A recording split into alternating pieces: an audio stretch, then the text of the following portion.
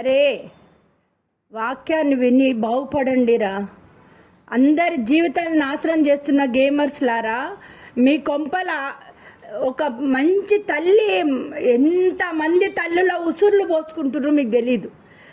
మీ సంపాదన కోసం, మీ వ్యూస్ కోసం, మీ బతుకుల కోసం చదువులు రాని ముండా కొడుకుల్లారా, చదువు వచ్చిన ఏనా కొడుకు కూడా ఇలాంటి కథలు పడడు.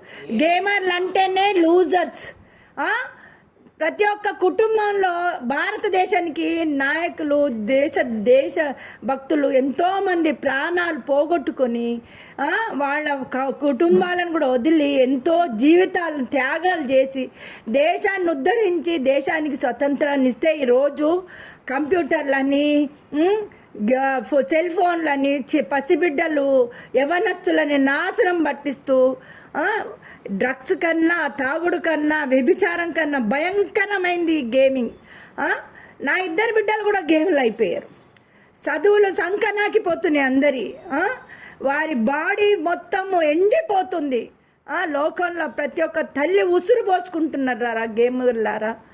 ఈ దేశ నాయకులేమో పట్టించుకుంటలేరు. గేములన్నింటినీ బ్యాన్ చేస్తేనే దేశం బాగుపడుతుంది, లేకపోతే అడక్క తింటుంది.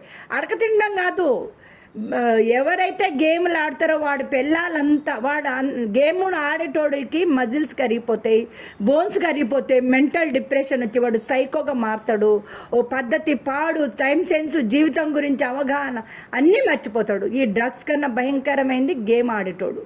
అయినా వాడికి ఒక పైస ఉండదు, బాడీలో బలం ఉండదు. వాడి పెళ్ళిళ్ళు కావు. పెళ్ళిళ్ళు ఒకవేళ బలవంతం చేసినా వాడి పిల్లలు వదిలేసి వేరోడితో వెళ్ళిపోతాయి. ఇది ఒక తల్లిగా ఆవేదనగా ఎంతోమంది జీవితాలు నాశనం అవుతున్నాయి కాబట్టి చెప్తున్నా. ఏడవలేక రేపు ఇట్లనే ఉంటే అందరు తల్లులు హార్ట్ అటాక్ వచ్చి చచ్చిపోతారు. ఎందుకంటే జీవితాలు భవిష్యత్తు కనిపించట్లేదు కదా ఎవరికి.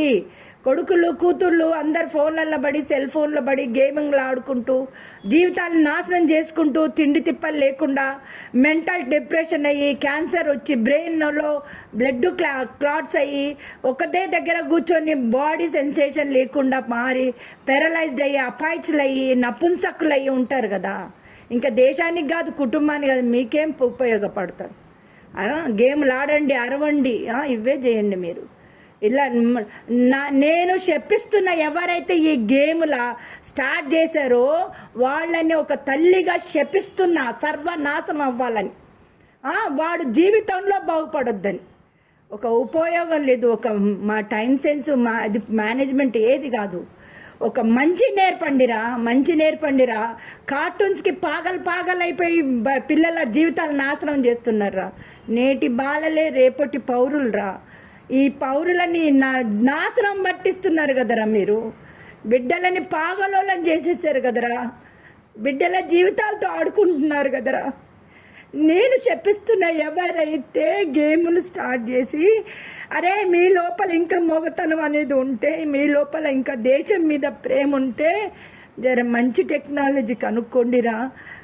ప్రేమగా ఎట్లా ఉండాలా, కుటుంబంలో ఎలా సర్వైవ్ చేయాలా, ఫ్యూచర్లో ఎలా ప్లానింగ్ చేయాలా, ఎలా భవిష్యత్తుని కాపాడుకోవాలా. ఒకటే జీవితం, ఆ జీవితంలో ఏం చెయ్యాలా, మేము మా బ్రతుకులను ఏం చేసుకోవాలా అనిరా. నపుంసకులను చేయకండిరా బిడ్డలని.